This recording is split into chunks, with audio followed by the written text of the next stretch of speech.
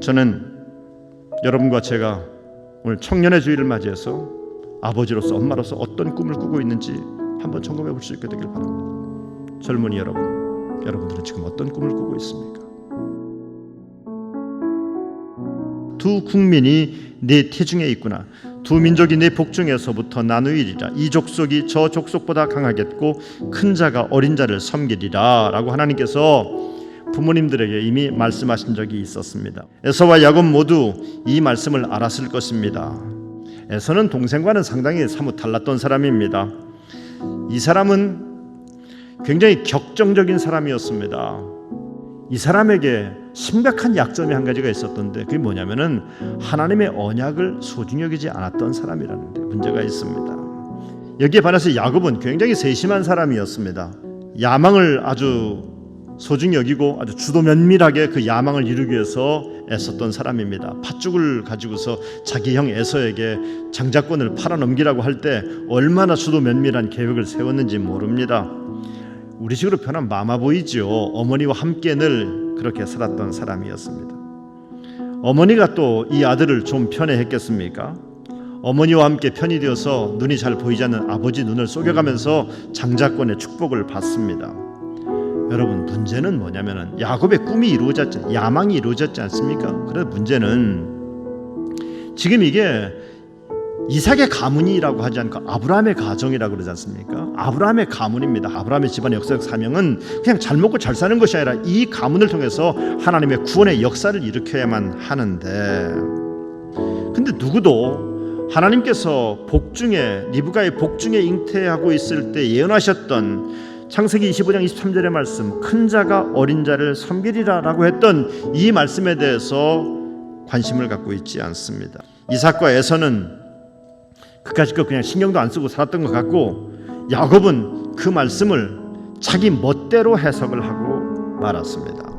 헛된 야망들은 우리를 눈을 멀게 만듭니다. 비전처럼 보이는데 그것이 하나님이 주신 비전이 아니라 아주 이기심에서 출발한 신기루에 불과합니다. 가보면 아무것도 남아있질 않습니다. 야곱은 야망에 눈이 멀어서 아버지나 형제에 대한 도리를 저버립니다. 가족의 화평도 저버리고 자기 욕심만을 추구하면서 살아간 인물입니다. 야망에 눈먼 야곱은 결국 꿈도 잃어버리고 둘째 아들의 권리마저도 잃어버리고 가정이 얼마나 슬픈 가정이 되어버렸는지 모릅니다. 그리고는 이제는 루스라고 하는 땅에서 광야 한복판에 누워서 잠든 처량한 신세가 노숙자가 되어버리고 말았습니다. 이삭이 바뀌어지는 걸 보면서 도전을 받는데 창세기 27장 27절로 29절까지 말씀에는 어떤 이야기가 나오냐면은 장자의 축복을 해주는 야곱의 기도가 나옵니다. 창세기 28장 3절로 4절은 어떤 말씀이냐면은 야곱이 도망갑니다. 아들을 빨리 외삼촌네 집으로 보내자고 하는 이 건의를 받아들여서 자기 아들 야곱을 저 멀리 보내는 겁니다. 그 보내기 전에 그 보내는 뒤통수에다 대고 했던 축복의 이야기가 창세기 28장 3절로 4절까지 말씀입니다. 그런데 말입니다, 너무 놀라운 것은 27장에 나와 있는 축복과 28장의 축복이 너무 달라요. 27장의 이삭의 비전은, 아들을 향한 비전은 지극히 세속적입니다. 잘 먹고 잘 살아라, 너 돈 많이 벌어라, 출세해라, 우리가 말하는 이거예요.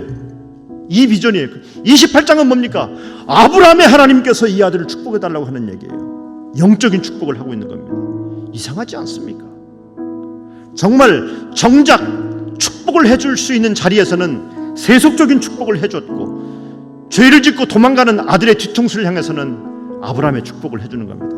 이삭을 변화시킵니다. 사랑하는 성도 여러분, 여러분의 아들, 딸을 향해서 여러분들은 축복하시죠? 무슨 축복을 하십니까?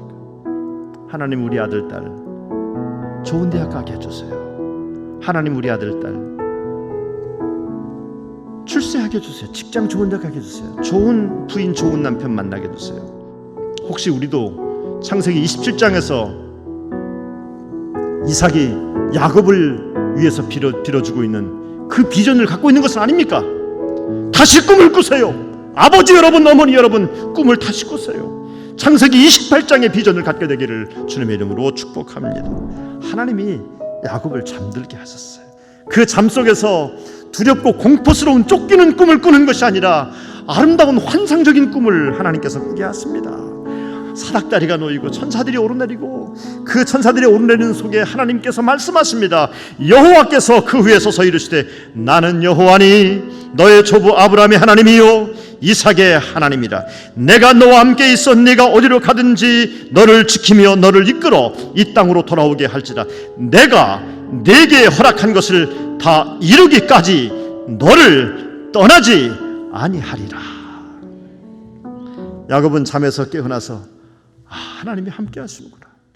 우리 할아버지 아브라함이 그렇게 그 하나님의 말씀을 듣고 살았는데, 축복을 받았는데, 그 하나님이 나의 하나님이라 그랬고, 나는 이 길을 걸어가면서 언제쯤 우리 아버지 엄마를 다시 볼 수 있을까? 나는 고향으로 언제 돌아갈까? 그렇게 기약조차 할 수 없었는데 그 하나님, 아브라함 하나님, 이삭의 하나님께서 나에게 말씀하셨어요. 내가 너와 함께 할 것이고 너를 돌아오게 해주겠다라고 약속하시는 겁니다. 얼마나 감격스럽고 감사한 일인지 모릅니다.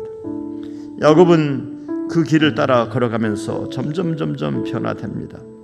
하나님은 루스 땅에서 광야 한복판에서 야곱을 잠재우셨습니다. 하나님이 잠재우실 때 야곱의 그 불같은 야망도 잠재우셨습니다. 그리고 아름다운 비전을 하나님이 허락해 주셨습니다. 젊은이 여러분, 여러분들은 지금 어떤 꿈을 꾸고 있습니까? 야망으로는 이 세상을 복되게 만들 수 없고 내 자신도 행복하지 못하고, 야망만으로는 우리 모두는 이기적이고 갈등 만드는 세상을 살 수밖에 없기 때문에 우리는 다시 하나님이 주신 꿈을 사모하며 꿔야만 합니다. 하나님이 주시는 복된 꿈으로부터 여러분의 인생을 다시 시작하십시오. 꿈을 다시 꾸십시오. 여러분의 인생이 하나님의 축복 가운데 머물게 되기를 주님의 이름으로 축복합니다.